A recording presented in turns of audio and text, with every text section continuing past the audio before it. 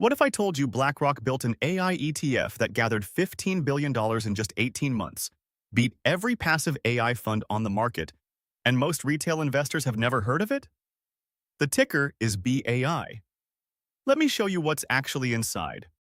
BAI is the iShares Artificial Intelligence Innovation and Tech Active ETF.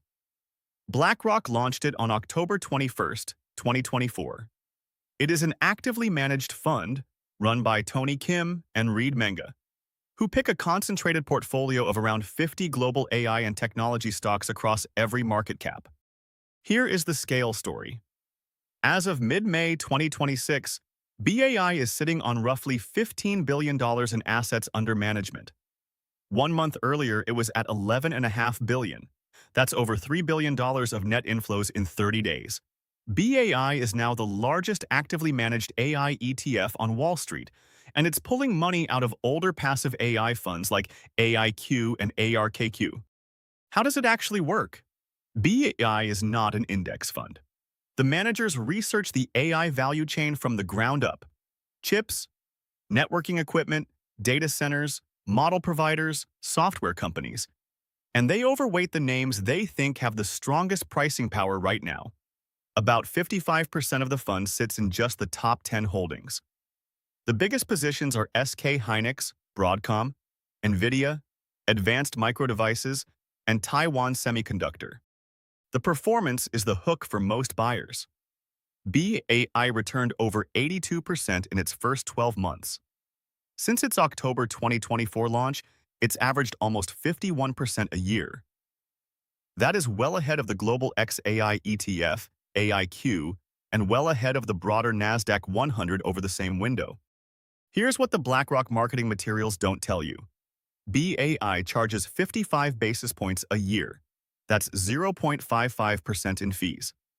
AIQ charges 68 basis points, which is similar, but the much cheaper Vanguard Information Technology ETF, VGT, charges only 9 basis points. So you are paying roughly 6 times more in annual fees for what is, right now, a heavily semiconductor-weighted portfolio. And that's the catch.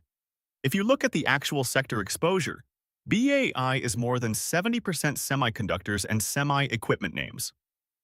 The 5 biggest positions, SK Hynix, Broadcom, NVIDIA, AMD, and TSMC, are all chip companies. Strip away the AI branding, and you've got something that behaves a lot like a more expensive, more concentrated version of the iShares Semiconductor ETF, SOXX. Why is that a problem? Because if the AI capital expenditure cycle slows down even a little, the chip names get hit first and hardest. Active management can rotate out of that bet, but only as fast as the managers can read the data.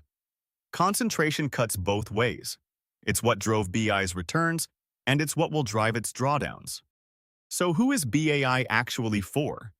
If you want active AI exposure and you trust BlackRock's stock pickers more than the index, BAI is the cleanest single-ticker bet on Wall Street right now.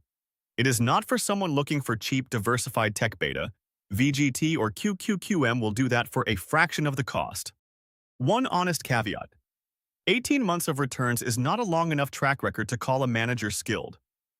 A lot of BAI's outperformance came from being early and heavy on memory chips like SK Hynix while DRAM prices spiked. The next 18 months will tell us if Tony Kim and Reid Menge can actually rotate. If this breakdown helped you cut through the marketing, hit like and subscribe.